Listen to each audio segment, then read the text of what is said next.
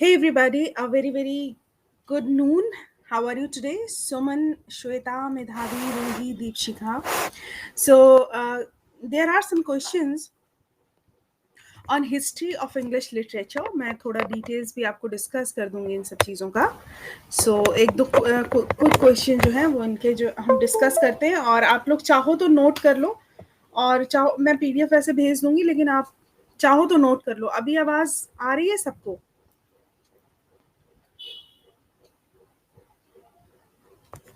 इस क्वेश्चन का आंसर पता है क्या आपको? अगर नहीं पता तो कोई दिक्कत नहीं है, मैं आपको बताती हूँ. देखिए, जब भी हम बात करते हैं फ्रेंच रिवॉल्यूशन की,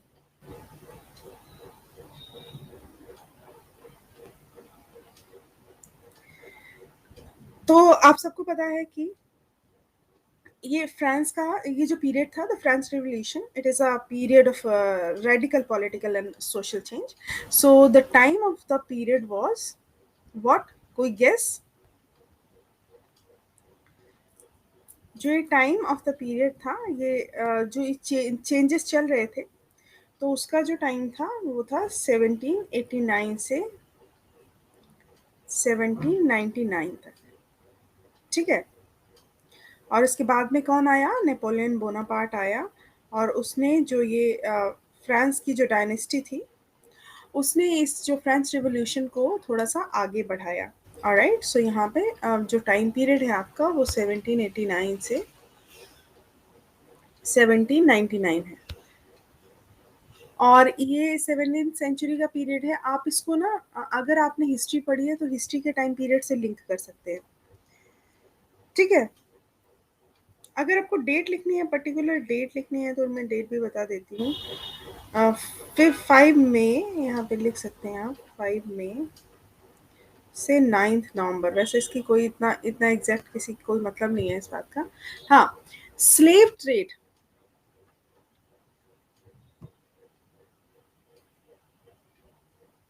स्क्रीन शो नहीं हो रही क्या गाइज आपको? आ, कुछ शो नहीं हो रहा क्या स्क्रीन पे? साबिस्टिन छाया ऑडिबल हूँ, स्क्रीन पर शो नहीं हो रहा, क्या चक्कर है मुझे बताओ एक बार. क्वेश्चन दिख नहीं रहा स्क्रीन पर. छाया को नहीं दिख रहा है बेटा, तो आप दोबारा से ज्वाइन कर लो. और किसी को नहीं दिख रहा? अच्छा, नहीं दिख रहा. ओके. दीपशिका कह रही हो रहा है. बेटा एक बार ना दोबारा से ज्वाइन करके देख लो. एक बार दोबारा से ज्वाइन कर लो, हो सकता है हो जाए, क्योंकि ये प्रॉब्लम. देख लो फिर मुझे बताओ, फिर मैं आगे बढ़ूँ.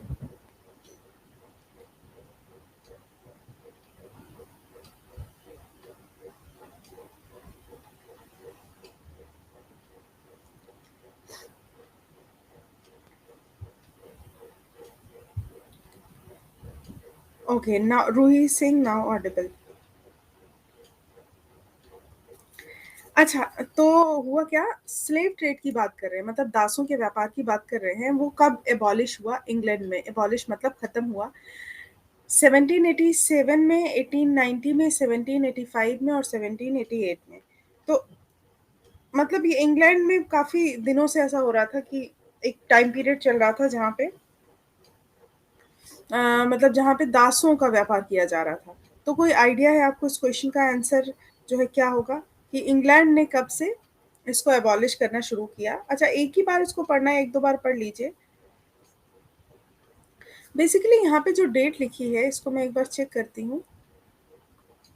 यहाँ पे जो डेट लिखी है वो 1787 लिखी हुई है, लेकिन संसद में अधिनियम काफी बाद में पारित हुआ. ये जो एक्ट आया, वैसे तो ये जो एबॉलिशमेंट हुआ वो 1787 में हुआ, बट बाद में एक एक्ट आया था. और वो मैं यहाँ पे लिख देती हूँ. स्लेव ट्रेड एबॉलिशन एक्ट जो आया वो आया 1807 में. और इसके पहले जब ये बात हो रही थी तो 1806 में हो रही थी. एक्ट बाद में आया, 1806 में इस पर बात हो रही थी, फिर 1807 में ये एक्ट आया था. ठीक है, तो इसकी एक पूरी हिस्ट्री है बेसिकली। यहाँ पे जो है 1787 जो स्टार्ट हुआ है एबॉलिश होना, तो एग्जैक्टली इस डेट को उन्होंने कंसीडर किया है।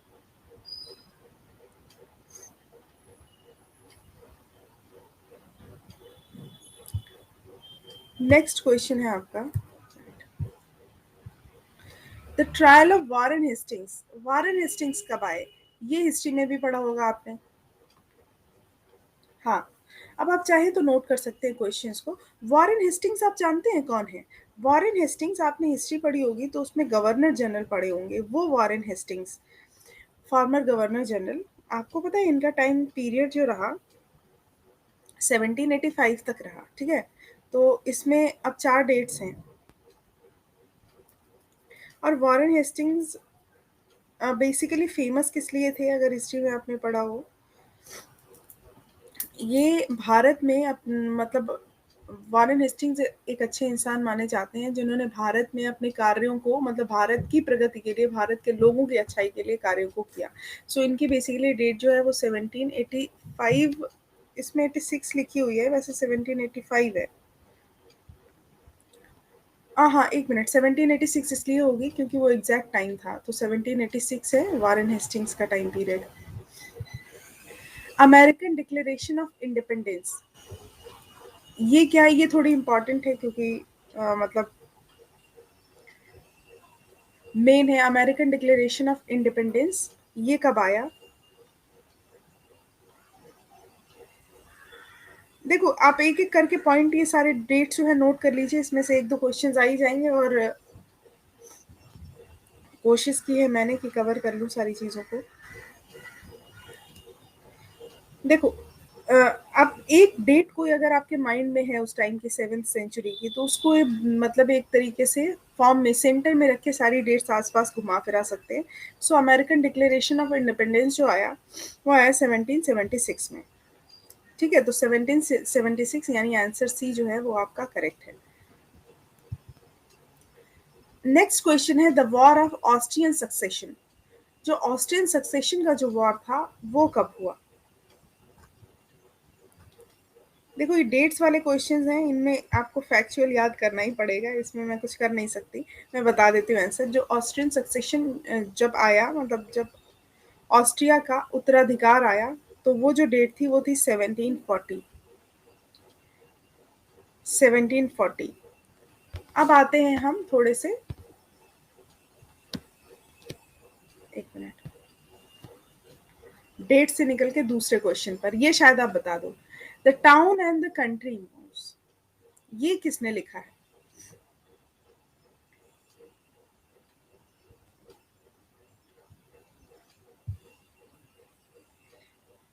वो तो दिख रहा है, क्वेश्चन देख लो आप लोग।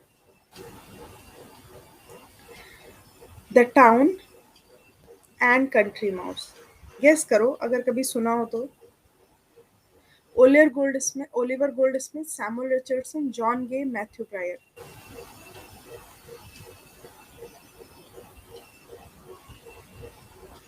नहीं है, मतलब कोई आइडिया नहीं है?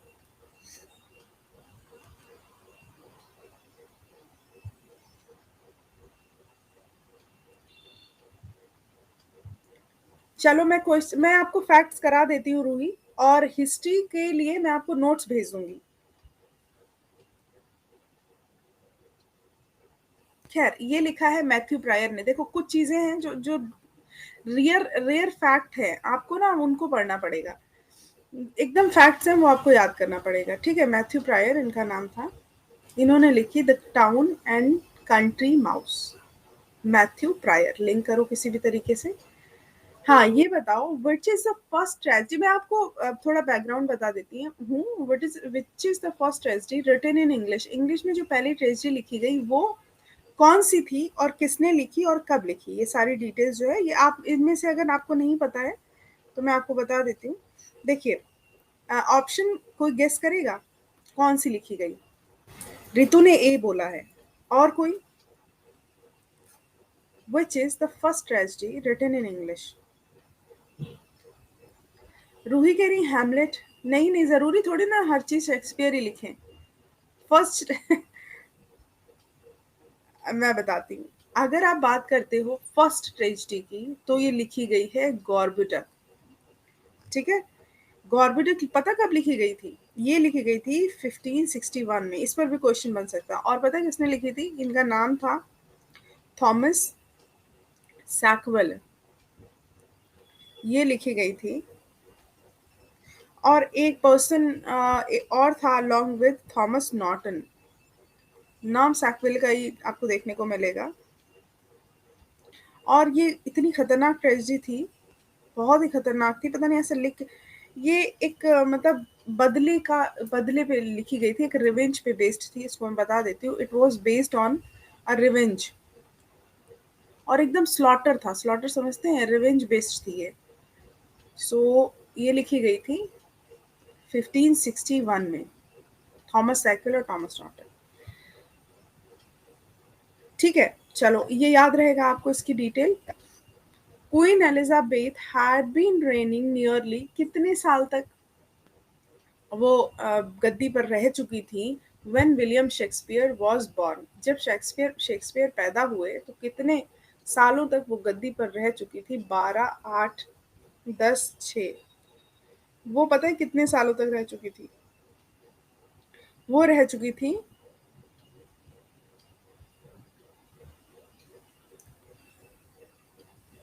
6 सालों तक। ठीक है, वो रह चुकी थी 6 सालों तक। चलो ये तो फैक्चुअल था। हाँ, अभी मैंने बताया इस क्वेश्चन का आंसर, आप लोग क्या बताएंगे?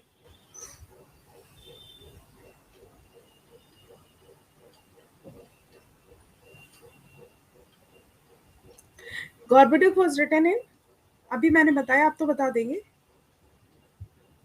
यस, 1561। बस ऐसे ही आपको फैक्ट्स मैच करने हैं। बहुत ज़्यादा जब क्वेश्चंस पढ़ेंगे तो आपको थियरी की इतनी ज़रूरत नहीं लगेगी।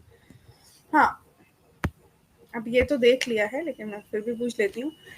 William Shakespeare passed away during the rain of,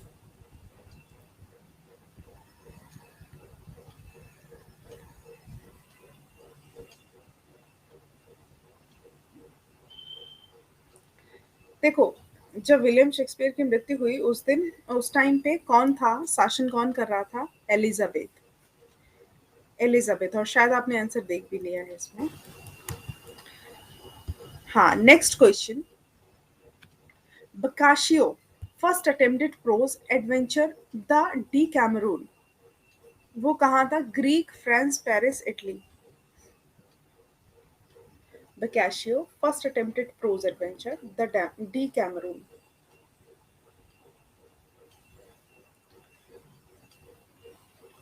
ये जो डी कैमरून था, ये बेसिकली एक इटालियन प्रोज था। सो ये ये इटालियन प्रोज था, ये बहुत फेमस प्रोज था। और इसका नाम था,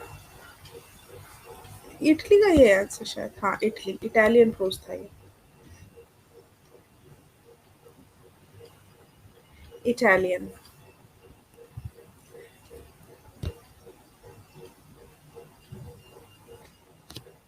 हाँ, Edmund Burke's reflection on the French revolution resulted in which of the following.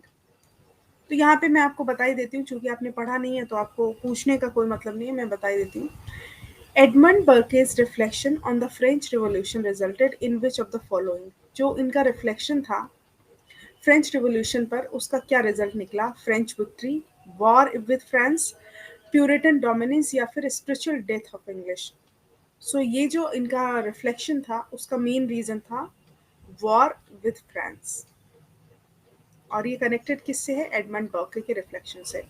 ठीक है, तो ऐसे डायरेक्ट क्वेश्चन जो हैं वो बनेंगे उधर। क्या लास्ट स्लाइड? ओके, एक मिनट।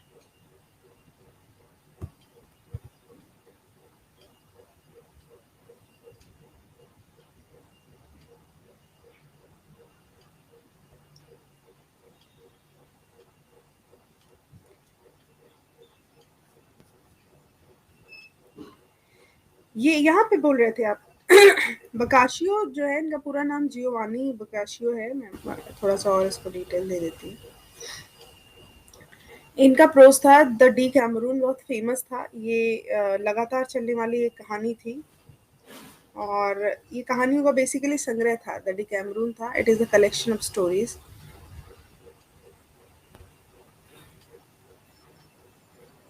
और ये काफ़ी दिनों तक चलता था। और बेसिकली इसका जो टाइम पीरियड था वो था 1349 टू 1353। नेक्स्ट, एडमंड बर्ग के, एक मिनट, स्क्रीन पे थोड़ी प्रॉब्लम हो गई, हाँ, war with France. When did the great fire of London take place? Great fire of London, when did the great fire of London take place? ये बहुत ही famous एक मतलब घटना थी। 2 सितंबर 1666 में एक खतरनाक तरीके से आग लगी, और it was kind of historical thing थी, मतलब दो, और ये आग पता है लगातार चलती रही 6 सितंबर तक। इसको ग्रेट फायर ऑफ लंदन बोलते हैं। सो बहुत ही ज़्यादा, मतलब क्या कहते हैं, हार्ट ब्रोकन थी, काफ़ी सारे लोग मरे, काफ़ी सारा, मतलब क्या कहते हैं, डैमेज हुआ, कैलेमिटी आई।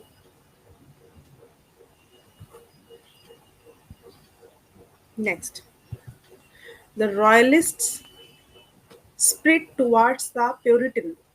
जो रॉयलिस्ट स्प्रिट थी प्योरिटन एज के की ओर, was expressed in Pilgrim's Progress, brute effusions, या फिर ह्यूडिब्रस।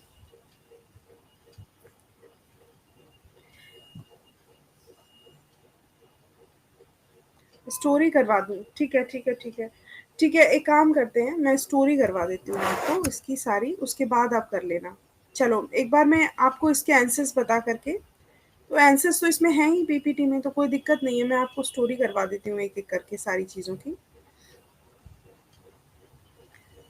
ठीक है, तो एक काम करते हैं, डायरेक्ट नोट से आपको पूरी हिस्ट्री करा देती हूँ, उसके बाद ही आप कर पाएँगे। एक्चुअली क्या, जब मैं हिस्ट्री करा रही थी, तो आप सारे लोगों की क्वेरी ये थी कि क्वेश्चंस नहीं हो रहे हैं, और मुझे पता था कि जब तक आप पूरी चीज़ें पढ़ नहीं लेते तब तक क्वेश्चंस में मज़ा नहीं आएगा और क्वेश्चंस कर भी नहीं पाएँगे।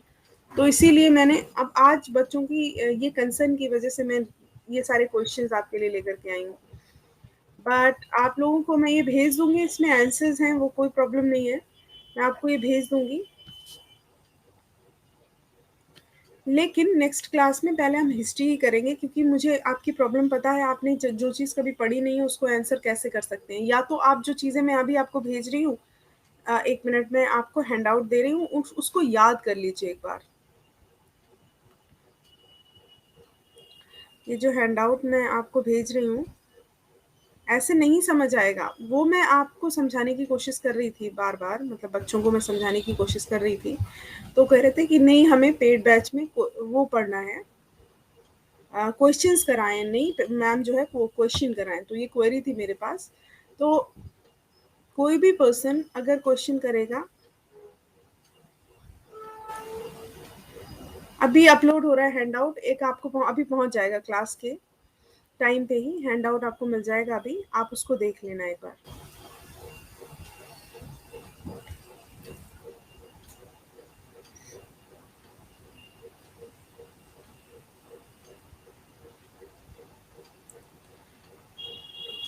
ग्रामर, अगर आपकी कोई ग्रामर से रिलेटेड प्रॉब्लम है तो आप, मतलब अगर अभी नहीं पढ़ रहे हैं तो आप अपनी ग्रामर तैयार कर सकते हैं। मेरा टेलीग्राम चैनल अड्डा 24/7 आरती गुप्ता इंग्लिश पे लिंक्स मेरे क्लासेस के रहते हैं, मेरे खुद के चैनल पे, वहाँ पे ग्रामर आप जो है अपना कर सकते हैं। 1 मिनट, हैंड आउट में थोड़ी सा इशू आ रहा है।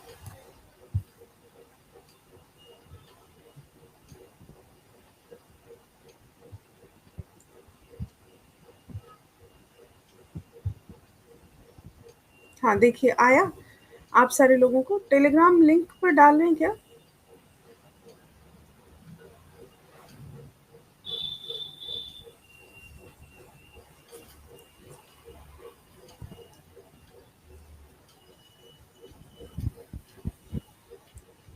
इसको एक बार ओपन कीजिए, इसमें जो फैक्ट्स हैं वो पढ़ लीजिए, एक बार बस पढ़ना है, उसके बाद हम आपको डिटेल्स करा देते हैं। आपको जब तक सारी डिटेल्स नहीं पता चलेंगी तब तक, जब आपका बेस ही नहीं है तो आपको कैसे मैं डायरेक्ट क्वेश्चंस करा सकती हूँ, मैं ये बात पहले भी बोल चुकी हूँ। और जब मैं थियरी पढ़ाती हूँ तो बच्चे ध्यान से जो है वो सुनते नहीं हैं। खैर,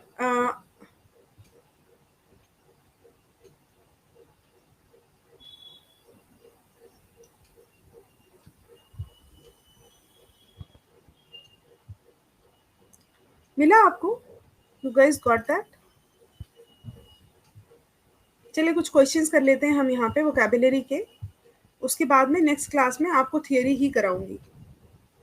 शैबिस्टन, थोड़े से क्वेश्चंस कर लेते हैं वोकैबुलरी के और नेक्स्ट क्लास में आप थियरी करेंगे, उसके बाद ही क्वेश्चंस करेंगे, क्योंकि ऐसे तो आपको ना तो थियरी समझ आएगी ना क्वेश्चन समझ आएंगे। बिकॉज मैं बेसिकली पढ़ाने ही इसलिए आई हूँ क्योंकि मुझे आपको थियरी पढ़ाना है। ओके, चलिए आते हैं कुछ वर्ड्स जो है वर्ड मीनिंग, उन पे बात करते हैं। काफ़ी सारे वर्ड मीनिंग्स यहाँ पे आपके लिए हैं, तो उन पे बात करते हैं, उसके बाद हम चीज़ों को अलग तरीके से कंसीडर करेंगे। देखिए, turbulence is a word. Turbulence का आपको सिनोनिम बताना है और ऑप्शंस हैं आपके ओवरफ्लो, ट्रीचरी, कमोशन, ट्रिम्प। सो टर्बुलेंस का राइट सिनोनिम क्या होगा? अब आप लोग बता सकते हैं, अब आप लोग गेस कर सकते हैं, आप लोगों के पास थोड़ा थोड़ा चीज़ें पता होंगी। जैसे श्वेता ने बताया ए। देखो, टर्बुलेंस का मतलब होता है शोर। जब किसी चीज़ का शोर होता है, जैसे कभी आप अगर प्लेन में बैठे होंगे तो आपने देखा होगा कि जैसे ही बादल होते हैं, जैसे प्लेन चल रहा है, जैसे ही बादल होते हैं तो प्लेन में बहुत तेज़ से आवाज़ आने लगती है और प्लेन ऐसे शेकी शेकी हो जाता है और आपका दिमाग ख़राब हो जाता है और आप डर जाते हैं कि ऐसा ना हो कि ये गिर ही जाए। सो उसको टर्बुलेंस बोलते हैं, शोर बोलते हैं। शोर को इंग्लिश में हम कमोशन भी बोलते हैं। ओके, कमोशन भी बोलते हैं और नॉइज़ भी बोलते हैं, राइट? नॉइज़ और कमोशन। अच्छा, ओवरफ्लो, किसी चीज़ का ज़्यादा फ्लो होना ओवरफ्लो कहलाता है। मतलब जब कोई चीज़ ज़्यादा भर जाती है वो ओवरफ्लो होता है। ठीक है, तो overflow is not the right answer. अच्छा, यहाँ पे टर्बुलेंस के और भी सिनोनिम्स हैं। एजिटेशन है, डिस्कम्पोज है, फीवरिशनेस है, हीडियसनेस है। डिस्कम्पोजर है, हीडियसनेस है। हाँ, नेक्स्ट आपका और जो क्वेश्चंस हैं उनको लिख लीजिए। एक आपका है ट्रीचरी। ट्रीचरी बेसिकली इसका मतलब होता है किसी को धोखा देना। अगर आप ट्रीचरी करते हैं तो उसका मतलब चीट कर रहे हैं, धोखा दे रहे हैं। ट्रिम्फ का मतलब होता है विन, यानी विजय, जीतना। ट्रिम्फ का मतलब होता है win, to win. So turbulence आपको मैंने पिक्चर दी है, उससे लिंक कर सकते हैं। कमोशन होता है, एजिटेशन होता है, नॉइज होता है। कमोशन का मतलब भी शोर होता है। ब्रेवरी का सिनोनिम क्या होता है? ब्रेवरी का सिनोनिम नेपोटिज्म, ऑनस्लॉट, फॉर्टिट्यूड, एरोगेंट। ये आपको हर जगह हेल्प करेगी। जितनी भी वोकैबुलरी की क्लासेस है उनको ध्यान से ले लीजिए, बिकॉज वोकैबुलरी आपको सब जगह हेल्प करेगी। फाइल गई नहीं, मेरे पास लिख के आ रहा unable to send the file.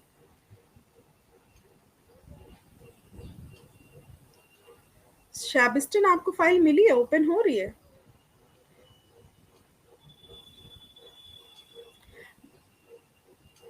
देखो, ब्रेवरी का मतलब होता है, अच्छा,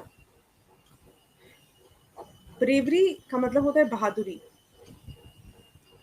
और बहादुरी के लिए कौन सा ऑप्शन आपका यहाँ पे है राइट? आपने क्या बताया? रूही कह रही है सी। हाँ, देखो, ब्रेवरी का मतलब होता है बहादुरी, और बहादुरी के लिए नेपोटिज्म तो नहीं है, ऑनस्लॉट भी नहीं है। नेपोटिज्म का मतलब होता है भाई भतीजावाद, राइट? तो ये तो राइट ऑप्शन नहीं है। फेमिलियरिज्म, भाई भतीजावाद, that is not the right option. Onslaught का मतलब होता है अटैक, किसी पर आक्रमण करना। सो ब्रेवरी का मतलब अटैक भी नहीं होगा। फोर्टिट्यूड का मतलब होता है बहादुरी, ठीक है? फोर्टिट्यूड मतलब बहादुरी, और यही आपका राइट सिनोनिम होगा इसका। सो फोर्टिट्यूड कहीं पर आए तो वो बहादुरी को डिनोट करेगा। इसके अलावा जैसे ऑडेसिटी, ऑडेसिटी का मतलब भी होता है बहादुरी। एरोगेंट का मतलब कोई भी पर्सन अगर एरोगेंट है तो एक तरीके से घमंडी है, राइट? तो राइट ऑप्शन हमारा फोर्टिट्यूड हो जाएगा। रीट, रेट जो होता है इसका क्या सिनोनिम होगा? इसकी मैंने कोई पिक्चर बनाई है। रीट, रेट। अब इसमें री लिखा हुआ है तो इसका क्या सिनोनिम होगा बताइए जरा? Stutter, reassess, repeat, rewrite.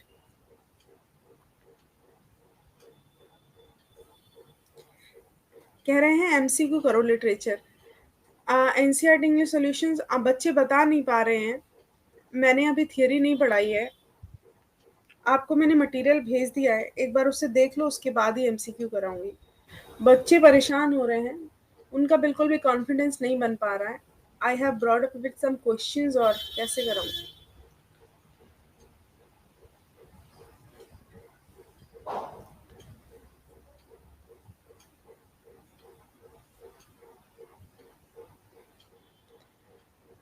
आप जो है सिर्फ एमसीक्यूज के लिए एक काम कर सकते हैं। मेरे जो यूट्यूब चैनल है, मतलब मेरा नहीं, टीचर्स अड्डा का जो यूट्यूब चैनल है, उस पर आ सकते हैं। वहाँ पे सिर्फ एमसीक्यूज चलेंगे। ये हमारे लिटरेचर के लिए, इंग्लिश लिटरेचर के लिए सिर्फ एमसीक्यूज चलेंगे। मटेरियल आया, मैंने अभी हैंडआउट से भेजा। आप हैंडआउट चेक करना ज़रा एक बार। हैंडआउट का कोई ऑप्शन आ रहा है वहाँ पे, चेक करना। देखो, रीइटरेट का मतलब होता है किसी चीज़ को रिपीट करना। सॉरी, रिपीट नहीं, दोबारा लिखना। रीइटरेट का मतलब किसी चीज़ को दोबारा लिखना। इसके दोबारा लिखना है, दोबारा बताना। सो यहाँ पर आपका री राइट जो है वो सही ऑप्शन होगा। री जहाँ भी होगा उसका मतलब ही होता है दोबारा लिखना। आप लोगों ने इसका आंसर बताया नहीं है। रीइटरेट, अच्छा, लेकिन रिपीट भी है आपका सही ऑप्शन। यहाँ पे दो ऑप्शन गड़बड़ है। री राइट हटा देंगे तो हमारा राइट ऑप्शन रिपीट हो जाएगा। रीइटरेट का मतलब होता है दोहराना किसी भी चीज़ को। और जब भी रिटेल जैसे है, इसमें रिटेल लिखा हुआ है तो वो रिपीट से ही संबंधित है। रिटेट, रिहर्स, रिकैपिटुलेट। नेक्स्ट, एग्जैसरबेट जो है, इसका क्या मतलब होता है आप लोग बताइए।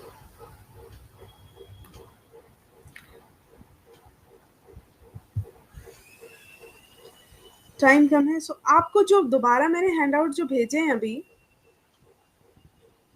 चलिए मैं दोबारा भेज देती हूँ एक बार, वो देख लो।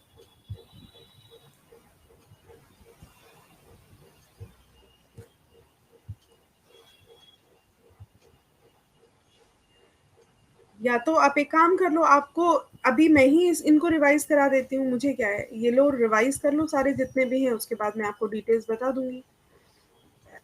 लिखा हुआ है कि रॉयलिस्ट की स्प्रिट है towards Puritan was expressed in, मैं एक बार रिवाइज करा देती हूँ फिर अपने क्वेश्चंस करा देती हूँ। राइट ऑप्शन हो गया आपका ह्यूडी प्रेस। क्वेश्चन ये है कि विच is the first periodical manuscript, मतलब जो मैन्यूस्क्रिप्ट का मतलब होता है जो रियल राइटर ने लिखी होती है, newspaper that figured in Europe. First जो पीरियोडिकल मैन्यूस्क्रिप्ट थी न्यूज़पेपर जो यूरोप में फिगर हुई, उसका नाम था गेजेटा। गेजेटा बेसिकली गजेटियर से मिलके बना हुआ वर्ड है। Gazette, it is the right option. ये जो है यूरोप में पहली बार एग्जिस्टेंस में आई मैन्यूस्क्रिप्ट, फर्स्ट पीरियोडिकल, ठीक है, जिसमें सारी चीज़ें डिटेल में थी, उसका नाम था गेजेटा। नेक्स्ट क्वेश्चन देख लो, यहाँ पे आप क्वेश्चन ही देख लो। Roger Ascham was to Elizabeth. जो रोजर असलम थे वो एलिजाबेथ के थे कौन? कोर्ट पोएट, एडमायरर, फ्रेंड या ट्यूटर? सो रोजर असलम जो थे, आगे पूछा जाएगा, ये थे उनके ट्यूटर। एक बार रिवाइज कर लो, कोई दिक्कत नहीं है इसमें। वो कोर्ट पोएट नहीं थे, एडमायरर नहीं थे, फ्रेंड नहीं थे, वो थे ट्यूटर। हाँ, इंग्लिश थ्रोन 1685 में किसने अधिग्रहित किया? कौन आया इस पर? Who extended the English throne in 1685? Oliver Cromwell, Charles second, James second या शैफ्सबरी? सो 1685 की बात करें तो उस टाइम पर जो इंग्लिश थ्रोन था ब्रिटिश का, वो एसेंड किया गया जेम्स सेकंड के द्वारा। ऑप्शन सी जो है वो करेक्ट है यहाँ पे। मैसेजेस के बगल में एक सिंबल बना हुआ है, अच्छा हाँ, वो सिंबल से ही होगी सारी चीजें। The restoration of Charles II to the throne of England brought about a revolution in English literature. जो चार्ल्स सेकंड का आना था, इनकी जो रेस्टोरेशन एज की बात कर रहे हैं, तो उस वो रेवोल्यूशन क्या था जिसकी बात कर रहे हैं? अब वो रेवोल्यूशन ये था, पहला ऑप्शन कह रहा है with the restoration there was a violent reaction against the Puritan restraints. जो प्यूरिटन रेस्ट्रेंट्स थे, मतलब प्यूरिटन लोग थे, वो संयमी थे काफी, तो उनके अगेंस्ट एक वायलेंट रिएक्शन हुआ। सो यही हमारा राइट आंसर है। बाकी के जो ऑप्शन है उनको एक बार देख लीजिए, बट अगर क्वेश्चन आएगा सो एक वायलेंट रिएक्शन की बात की जाएगी, और वो किसके अगेंस्ट था? जो प्योरिटन रेस्ट्रेंट थे, ठीक है। देयर रेवोल्यूशन फॉर एग्रीकल्चरल नहीं था ऐसा। England become highly and industrialised country, ये भी नहीं था, तो राइट ऑप्शन हमारा ए हो गया। आप लोग एक बार ध्यान से देखना इसको। So we are talking about the revolution of English literature, the time of Charles second. जो रेवोल्यूशन था उस वो किससे संबंधित था? ओलिवर क्रॉमवेल का पीरियड क्या था?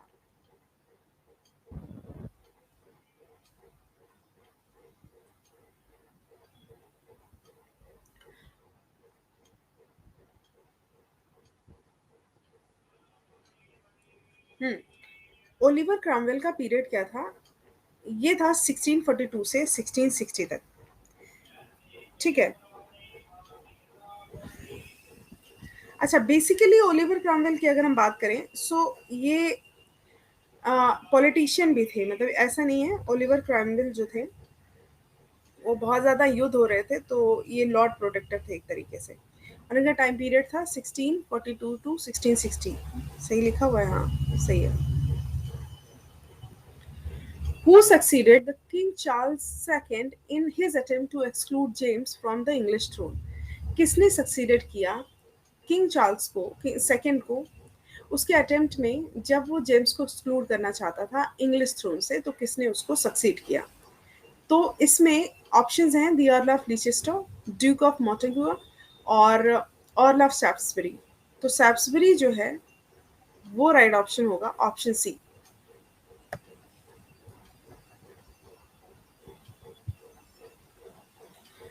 नेक्स्ट क्वेश्चन है हमारा, which Puritan king ruled over England before Charles second? देखो, अभी आपने थोड़ी देर पहले पढ़ा, ये जो प्यूरिटन किंग ओलिवर क्रॉमवेल, इन्होंने चार्ल्स के पहले इंग्लैंड पर रूल किया, तो इसका राइट ऑप्शन हो जाएगा ओलिवर क्रॉमवेल। और ओलिवर क्रॉमवेल का अभी हमने टाइम पीरियड आपको बताया था। सो क्या था, मतलब किसी को अगर याद हो तो, what is the period of English history after 1660? 1660 के बाद में कौन सा पीरियड था हिस्ट्री में? Victorian, Restoration, Jacobean, Elizabethan. So अभी जो हम बात कर रहे हैं, इतने सारे जो क्वेश्चंस हैं वो रेस्टोरेशन पीरियड के बारे में है। इसके बाद रोमांटिसिज्म वाला आएगा, आ ही गया। The romantic age, the renaissance of wonder is the name of given to which period by Theodore Watts Dunton. जो रेनेसां ऑफ वंडर था, ये नाम दिया गया था किस पीरियड में? क्योंकि जो रेनेसां ऑफ वंडर था एक नाम था जो दिया था किसने? थियोडोर ने। ठीक है, ये नाम दिया था किसने? थियोडोर ने। अब ये पूछ रहे हैं कि किस पीरियड में दिया गया, सो हम बात किसकी कर रहे हैं? उसी पीरियड में दिया गया। ये दिया गया हमारा रोमांटिक एज में। ठीक है, एक बार क्वेश्चन को आप ध्यान से देख लीजिए, उसके बाद इसको बदलेंगे।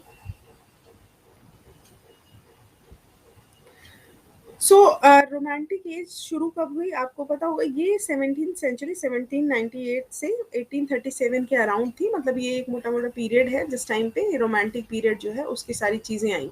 सो रोमांटिक एज की बात कर रहे हैं, और ये रेनेस ऑफ वंडर बोला है इन्होंने। ओके, तो यहाँ पे इंस्पिरेशन मिली राइटर्स को फ्रेंच रिवॉल्यूशन से, आप सबको पता होगा, और ये एक रोमांटिक पीरियड माना जाता है क्योंकि उस टाइम पर जो भी राइटर्स ने, ऑथर्स ने जो भी चीज़ें लिखी वो ज़्यादातर फ्रेंच रिवॉल्यूशन से इंस्पायर्ड थी, तो उसमें कुछ होगा रोमांटिसिज्म। वो खैर उसके बारे में हम बात करेंगे। कॉबिट का पॉलिटिकल रजिस्टर कब अपीयर हुआ? कॉबिट का जो पॉलिटिकल रजिस्टर था वो कब अपीयर हुआ? 1917, 1811, ये 4 डेट्स दी गई हैं, लेकिन आपको एक डेट पर याद रखना है बेसिकली इसको। कॉबिट का पॉलिटिकल रजिस्टर, सो ये वीकली रजिस्टर था, आपको बता दूं मैं, it was a weekly political register, और ये 1802 में चला, और जब तक वो मरा नहीं तब तक वो चलता रहा 1835 तक। जब कॉबिट की मृत्यु हो गई तब तक, तो यहाँ पर लिखेंगे कॉबिट की डेथ तक ये चलता रहा। ये जो वीकली रजिस्टर इन्होंने स्टार्ट किया था, ठीक है, weekly political register William Corbett ने जो स्टार्ट किया था, ये एक्चुअली इस रजिस्टर की खासियत ये थी कि ये एक रेडिकल न्यूज़पेपर था। रेडिकल का मतलब समझते हैं, जो चीज़ों को बदलने की ताकत रखते हैं एक तरीके से। तो रेडिकल न्यूज़पेपर था। The battle of Marathon was creation of, ये जो बैटल ऑफ मैराथन था ये किसका क्रिएशन था? Battle of Marathon was the creation of Elizabeth Elizabeth Barrett. ये थोड़ी सी पुरानी बात है। एलिजाबेथ बैरेट जो था थी उनके द्वारा ये जो है बैटल ऑफ मैराथन एग्जिस्टेंस में आया। ये क्रिएशन था एलिजाबेथ बैरेट का। ये बैटल ऑफ मैराथन काफी पुरानी बात है।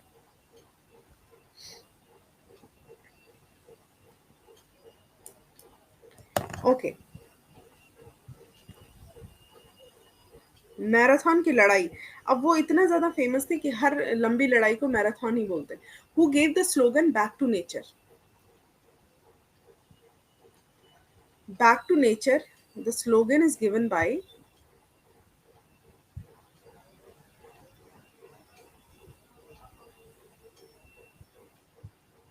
हम। आप समरी करवा दीजिए बुक से, ये सब हम लोग लर्न कर लेंगे। ठीक है ठीक है ठीक है। आज जो क्वेश्चंस, नहीं ये क्वेश्चंस आज मैं लाई हूँ तो मैं आपको ये बता देती हूँ इन क्वेश्चंस के बारे में थोड़ा थोड़ा, फिर उसके बाद में मैं समरी ही लेके आऊंगी आज। अब देखो क्या हुआ है, जो हमारे पास जो मटेरियल है अभी क्वेश्चंस का है, तो समरी जो है वो मुझे बनानी पड़ेगी और वो मैं कल से लेकर के आऊंगी।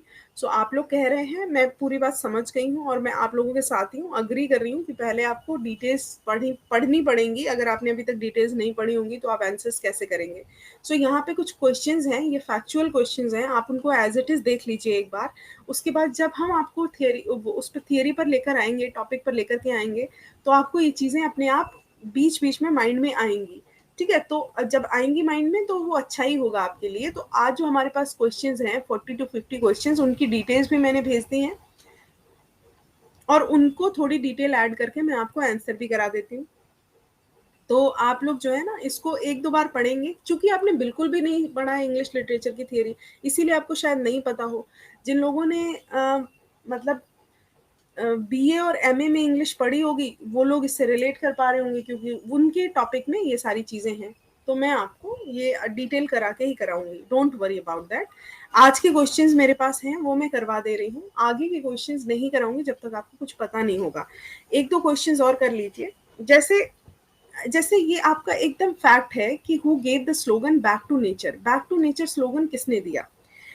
Back to nature and follow nature, मतलब नेचर को फॉलो करना और नेचर की तरफ चलना, ये स्लोगन किसने दिया? अब आपको देख के ऐसा लगेगा कि वर्ड्सवर्थ ने दिया, क्योंकि बचपन से हम पढ़ते चले आ रहे हैं कि वर्ड्सवर्थ जो थे वो नेचर पोइट माने जाते हैं, लेकिन ये स्लोगन रूसो ने दिया। रूसो जो थे वो एक फ्रेंच फिलोसफर थे। Rousseau was a French philosopher जिन्होंने ये स्लोगन दिया। ठीक है, और ये रोमांटिक मूवमेंट, चूंकि रोमांटिक एज है और नेचर से रिलेटेड है, तो इस टाइम पे इसका इनका क्वेश्चन जो है। और ये जो रूसो थे ये वर्ड्सवर्थ के साथ थे। वर्ड्सवर्थ भी पोइट ऑफ नेचर माने जाते हैं, लेकिन उन्होंने बैक टू नेचर जो है वो स्लोगन दिया। तो ये एक दो जो क्वेश्चंस हम आपके लिए लेके आए हैं, बहुत चैप्टर्स हैं। नहीं नहीं सुनो छाया, डोंट वरी, आपके जो चैप्टर्स बहुत सारे हैं वो सब कंप्लीट हो जाएंगे। जरूरी नहीं है कि हम आपको देखो समरी बताने में ज्यादा टाइम नहीं लगता है, मुश्किल से 10 से 15 मिनट्स लगते हैं। आप लोग क्लास अगर ले रहे हैं क्लास में, तो आपको मैं सबकी समरी एक एक करके क्वेश्चन करके मैं करा दूंगी, उसमें नहीं टाइम लगेगा, डोंट वरी। 11 एंड 12 की जो बुक्स हैं वो सारी चीजें मिल जाएंगी।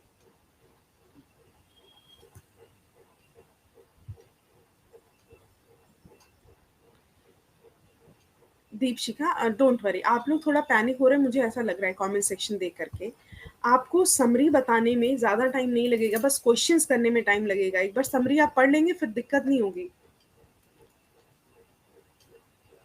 Okay, the Romantics view of religion एक थोड़ा सा और देख लीजिए। जो रोमांटिक्स व्यू है रिलीजन का, ये बेसिकली क्या दिखाता है? Christianity fail to be satisfactory, the search personally for the spiritual truth outside religion. ये जो ऑप्शन ए है वो गलत है, ये दोनों जो ऑप्शंस हैं वो सही हैं। अब ये क्वेश्चन आपको तब तक समझ नहीं आएगा जब तक हम आपको पूरी डिटेल्स नहीं कराएंगे। तो चलिए कोई बात नहीं, आज जो करते हैं, आज जो भी चीज़ें हो गई हैं वो हो गई। नेक्स्ट सेशन में मैं आपको थियरी के बिना कोई भी क्वेश्चन नहीं कराऊंगी, ये मेरे को समझ आ गया है। और जो बच्चे कह रहे हैं कि नहीं हो पाएगा तो वो परेशान ना हो, आपको मैं बता देती हूँ सारी चीज़ें।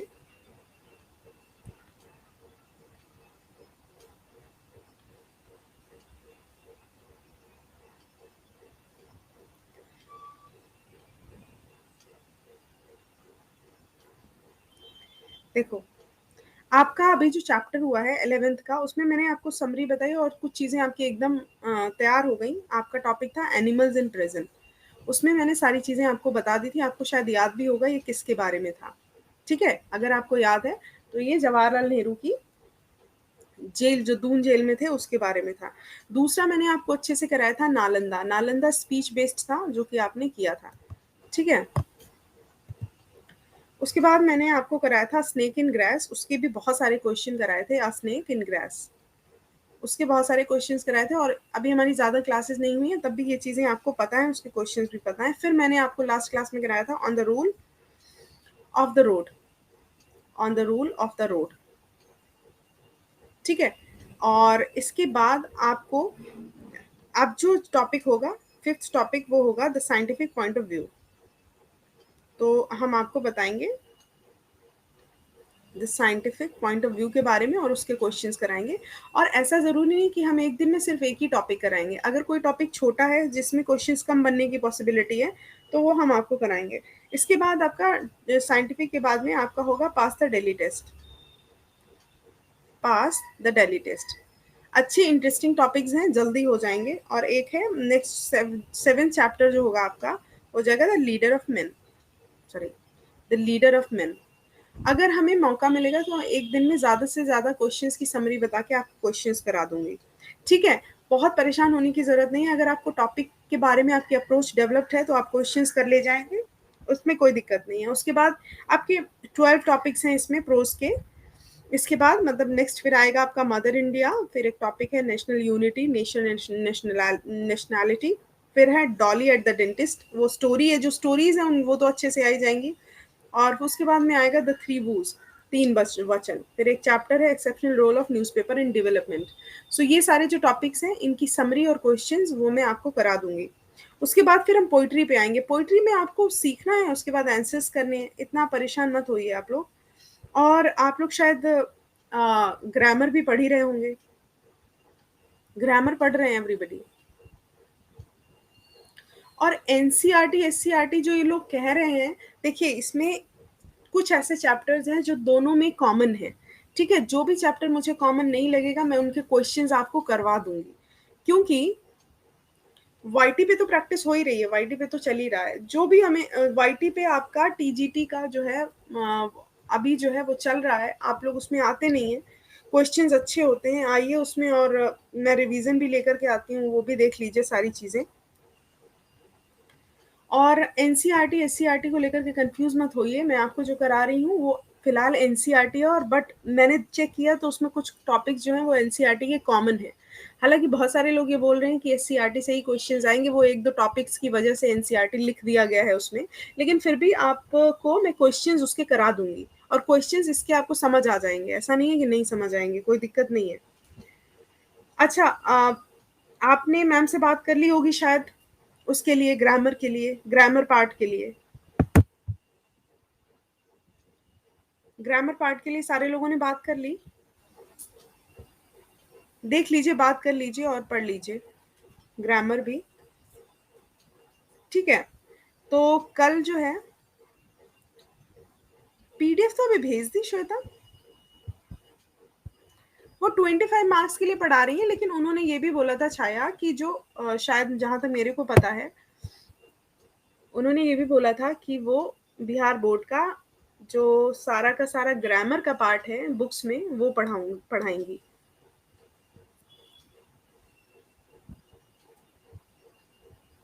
निशा मैम, निधि मैम, निधि मैम।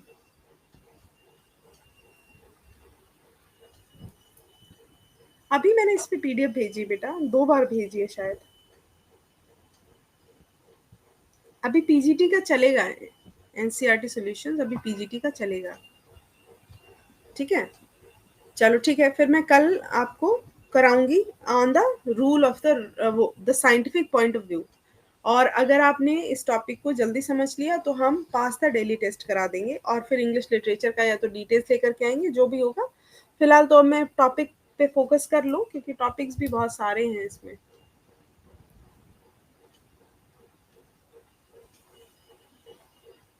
ठीक है, टीजीटी की क्लास हो रही है। टीजीटी की मेधावी हो रही है, आज 7 बजे होगी। टीजीटी की 7 बजे होगी, 7 बजे आप लोग मिल लीजिए। ओके गाइज, आज का क्लास जो है वो यहीं तक रखते हैं, मिलते हैं आपको 7 बजे शाम को 7 बजे आ जाइए सारे लोग। नया टॉपिक होगा, उसके क्वेश्चंस करेंगे।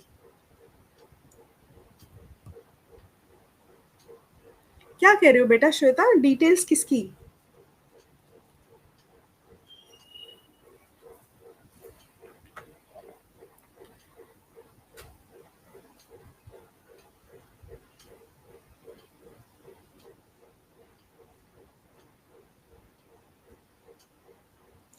चलो ठीक है गाइज, अब मिलते हैं आपको कल एट द सेम टाइम। आप लोग आ जाइए टाइम से क्लास में, और कल आपको डिटेल्स डिस्कस करूंगी सारी। और कल मैं आपको ये भी बता दूंगी, हिस्ट्री ऑफ इंग्लिश लिटरेचर के नोट्स।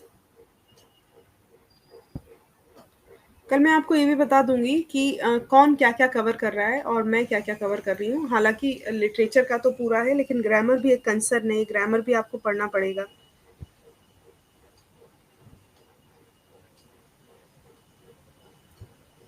अच्छा, एक बात मैं बताती हूँ, मैं एक आरती अड्डा 24/7 आरती गुप्ता इंग्लिश नाम का एक ग्रुप है, टेलीग्राम ग्रुप। अब वहाँ पे जुड़ जाइए। वहाँ पे जब मैं कमेंट करती हूँ तो आपको ना उस कमेंट सेक्शन में आपको मतलब अपना कमेंट रखने का मौका मिलता है। तो आप लोग मेरे को बता दीजिए, मैं वहाँ पे आपको लिंक वो शेयर कर दूंगी, पीडीएफ सारी। तो एक बार सर्च कर लीजिए उसे, अड्डा 24/7 का ही है।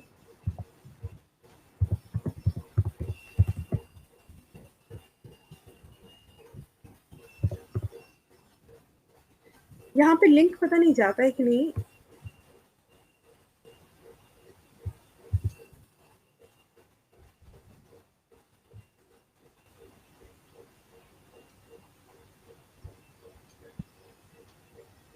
अच्छा, टेलीग्राम पर जॉइन किया हुआ है, तो वहाँ पे आपको वो भी मिल जाएंगे, वोकेबुलरी मिलेगी, और आप लिटरेचर के नोट्स में आज से सेंड करना शुरू कर दूंगी सारी चीज़ों के। ठीक है guys, okay, bye bye and take care. मिलते हैं आपको कल। मैं कर दूंगी, और उस पर मेंशन भी कर दूंगी ये बेसिकली किस क्लास के लिए क्यों है नोट्स।